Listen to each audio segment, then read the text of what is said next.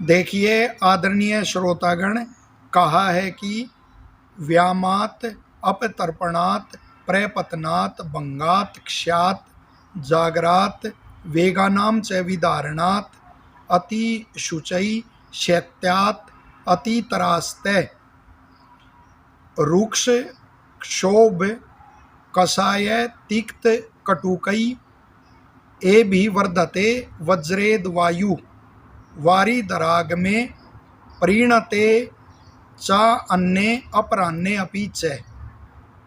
अर्थात जो यह वायु है यह इन कारणों से बढ़ता है, जैसे इसमें बताया गया है कितना सुंदर इस श्लोक में, कि अति व्यायाम करने से बढ़ता है, या तृप्त होकर जब हम भोजन नहीं करते यानी भूखे रह जाते हैं, आवश्यकता से कम भोजन करते हैं और फिर या कहीं से गिर जाते हैं, कोई अंग भंग हो जाता है या धातुओं का क्षय हो जाता है, अति जागरण जब करते हैं, मलमूत्र आदि के वेगों को जब रोक लेते हैं और अति चिंता जब करते हैं, या शीत में जब सर्दी और उसका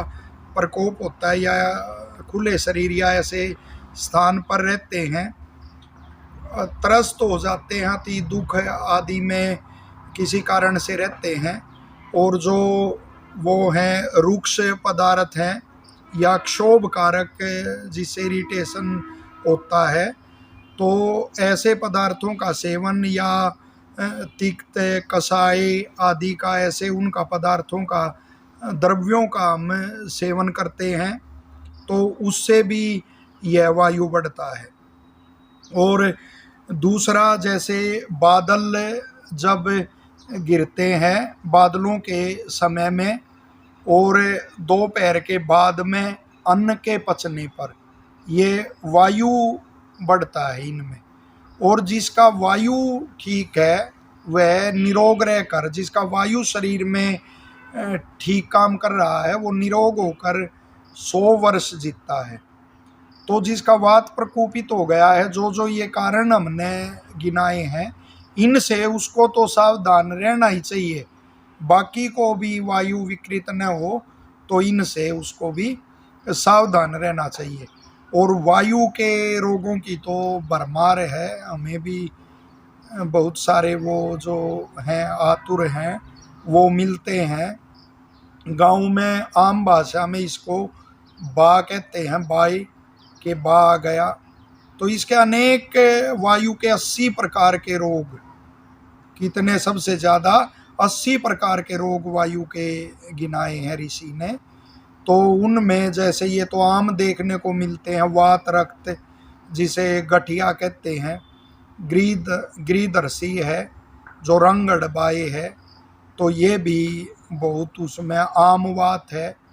और अपना जैसे तूनी और प्रतितूनी रोग होते हैं, तूनी रोग में जो वो है मूत्राशय और मलाशय, उससे पीड़ा शुरू होकर, और जो गुदेंद्रिय है और मूत्रेंद्रिय वहाँ तक जाती है, ऐसे सूची बेधनवत पीड़ा होती है।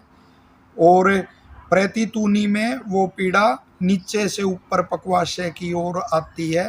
खंज रोग होता है जिसमें एक तरफ से, एक टांग से व्यक्ति में लंगड़ापन आता है, पंगुता दोनों पैरों से लंगड़ापन आता है, कंपवात होता है, शरीर कांपता रहता है, कोई एक हिस्सा या संपूर्ण गर्दन में या और शरीर में भी कंप हो जाता है।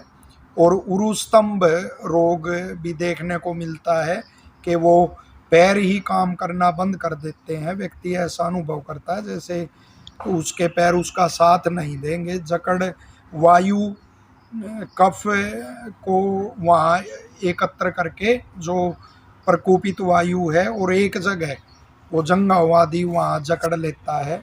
कटी वात भी होता है, कमर आदि में भी पीड़ा रहती है, ऐसे बड़ा ये देखने को मिलता है। बाहुशोष देखने को मिलता है। लकवा अर्धांगवात जिसको बोलते हैं, आधे अंग में या पूरे शरीर में लकवा वो देखने को मिलता है। अर्दित जिसे आयुर्वेद में कहते हैं। तो ये रोग बड़ा कष्टकारक हैं, वायु के रोग।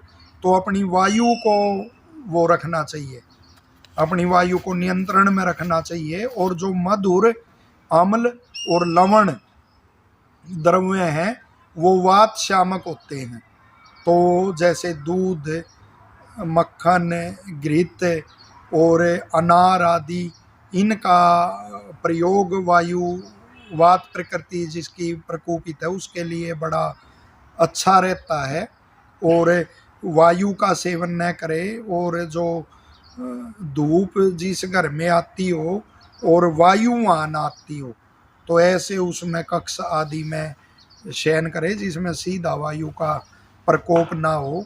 और अपना मोटे ऊनी आदि वस्त्र जो हैं वो धारण करना, अभ्यंग, मालिश करना, स्वेदन आदि, वो नाड़ी स्वेद आदि अनेक प्रकार से पसीना निकालने का वो होता है। तो वो इसमें बड़ा अच्छा रहता है। रक्त मोक्षण आदि भी करा जाता है। तो सामान्य जो वो है खान पान, आहार विहार उनके और ब्रह्मचर्य का पालन करना, तो ये कुछ विशेष आपको बताइए। और जो जो कारण इसके बताए हैं उन कारणों को भी छोड़ना।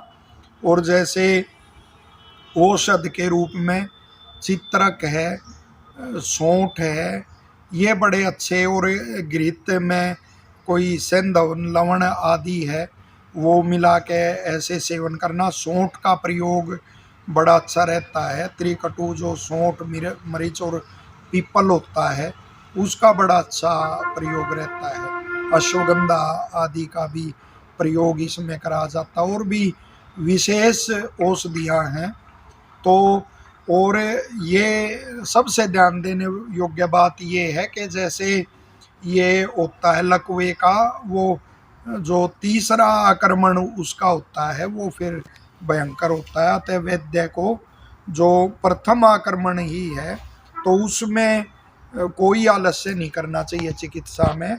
और ठीक होने के बाद भी 2-3 मास तक वो चिकित्सा उसकी वो चलते रहनी चाहिए। तो ये थोड़ा सा आपको वात रोग के विषय में वो जानकारी आपको दी। आशा है बड़ी उपयोगी आपको लगेगी और आपको इसे ज़्यादा से ज़्यादा लोकहित में शेयर करेंगे। धन्यवाद।